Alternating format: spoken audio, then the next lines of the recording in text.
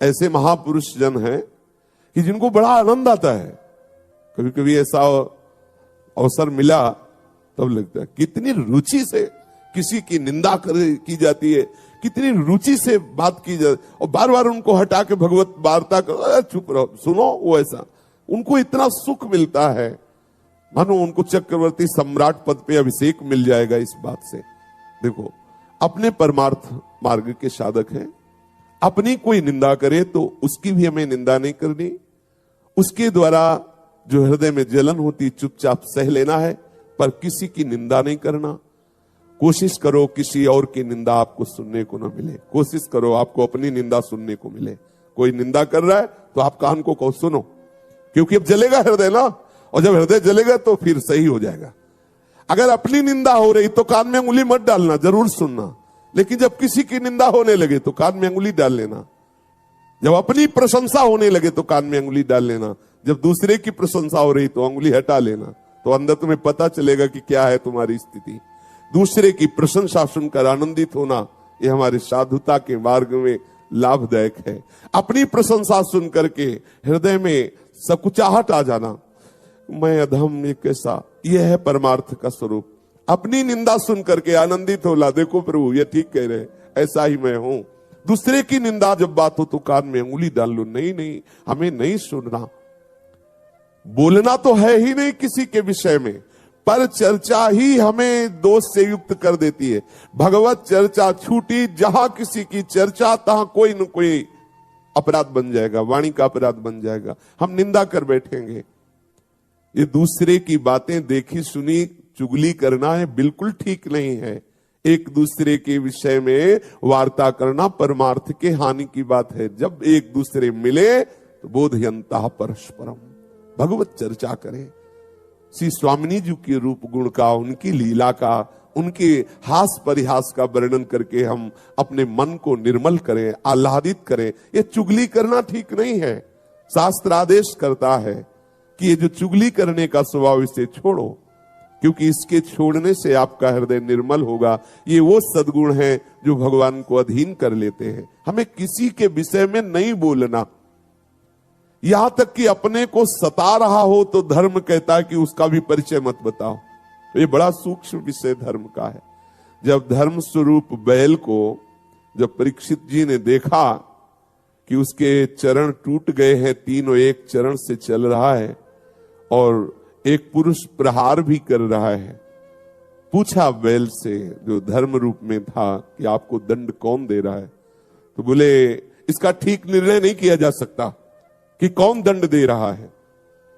जैसे जैसे वार्ता हुई परीक्षित जी समझ गए ये धर्म है, क्योंकि धर्म कहता है कि अपने को भी जो सता रहा है उसका भी परिचय न बताए, क्योंकि वो कोई न कोई मेरा कर्म ही है जो उसको प्रेरित करके आया है और मुझे दुख दे रहा है। वो बेचारा तो निमित्त मात्र है, वो थोड़ी हमें दुख दे रहा है। कोई न कोई कर्म, को न काहू के दुख सुख कर दाता, निज कृत कर्म भोग सुन भाता।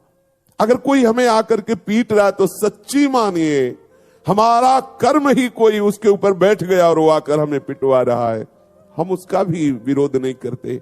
यही तो साधुता है। इन्हीं सद्गुणों से तो प्रभु रीझ जाते, प्रभु प्रसन्न हो जाते हैं। हमें ये बात धारण करनी है हृदय में।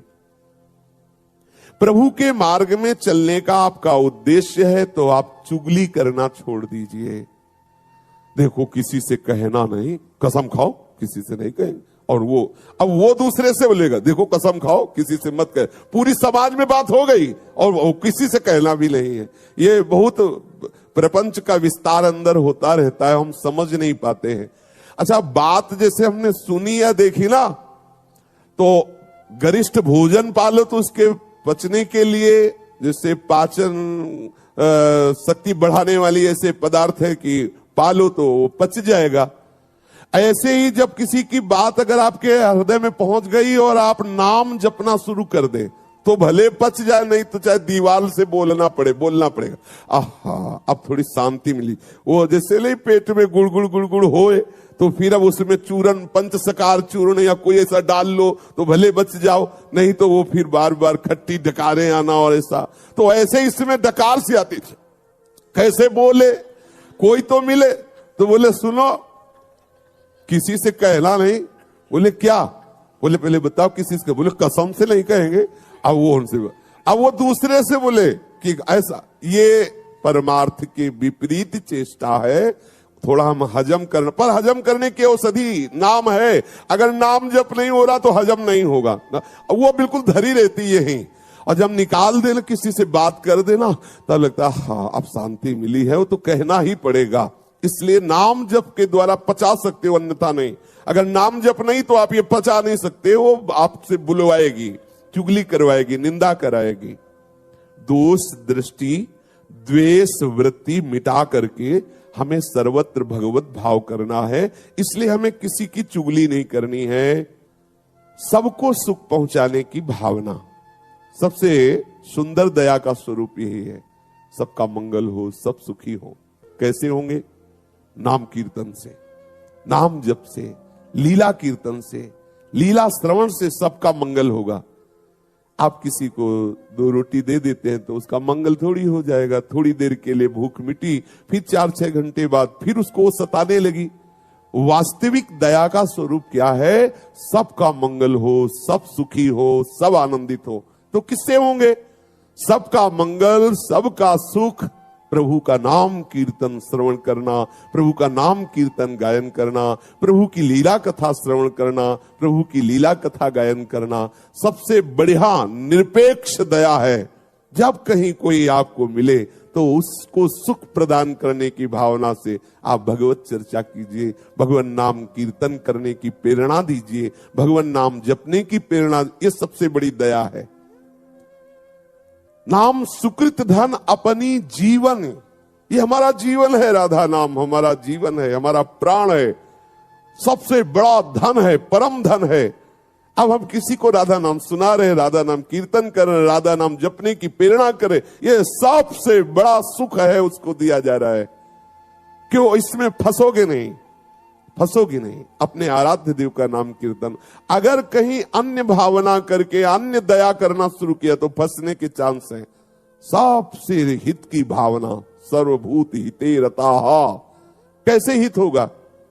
केवल किसी को थोड़ी औषधि दे दी, थोड़ा भोजन दे दिया, वस्त्र दे दिया दया करके, तो ये कोई खास दया नहीं हुई। सदा मंगल होता रहे। यदि उसके नाम रूप लीला धाम में कहीं भी रुचि हम पैदा कर पाए संग के द्वारा, ये बहुत बड़ी दया हो गई, ये बहुत बड़ा हित हो गया, उसका बहुत बड़ा मंगल हो गया। ये हृदय में विचार कीजिए। सर्वभूत हिते रताः कैसे होगा? भगवान नाम से होगा, भगवत लीला गुणगान से, भगवत रूप चिंतन से होगा। कोई भूला हुआ जीव यदि भगवान नाम जपने लगे, उसका मंगल हो गया। उसके शरीर से ऐसे परमाणु निकलेंगे, जहां वो रहेगा वो आसपास वातावरण मंगलमय होने लगेगा। अगर एक आदमी दुराचारी है, गंदे आचरण करता है, तो जिस मोहल्ले में रहता है वो पूरा मोहल्ला दूषित हो जाता है। उसके वातावरण से वो सब दुखी होने लगते हैं। एक महात्मा जहां रहता है तो वो क्षेत्र आनंदमय होने लगता है, क्योंकि उसका प्रभाव सबके पाप का नाश करके आनंद प्रदान करता है। इसलिए सच्ची दया अपने ऊपर और सबके ऊपर यही है कि खूब भगवान नाम कीर्तन किया जाए, भगवान नाम जप किया जाए, भगवत लीला गायन श्रवण किया जाए। भगवान दया समुद्र है। सभी को शुद्ध करने के लिए देखो भगवान अवतार धारण करते हैं। सभी को शुद्ध करने के लिए भगवान लीलाएं करते हैं। भगवान विविध नाम रूप लीला इसीलिए प्रकाशित करते, सबका मंगल हो। कभी कभी प्रतिकूल लीलाएं करके, जैसे प्रभु आवेश में रोष में दिखाई दे रहे हैं और दिव्यास्त्रों के द्वारा वो संहार लीला करते नजर आ रहे हैं। बड़ी दया है इसमें। जिस पद को बड़े बड़े योगी जन योग साधना से प्राप्त करने की चेष्टा करते रहते हैं, उसी पद को प्रभु रोष में आकर के उन असुरों को प्रदान कर देते हैं जो भगवत विरोधी है। जैसे प्रभु की दया का स्वरूप है सबका मंगल करना, ऐसे ही भक्त की दया का स्वरूप है सबका मंगल करना।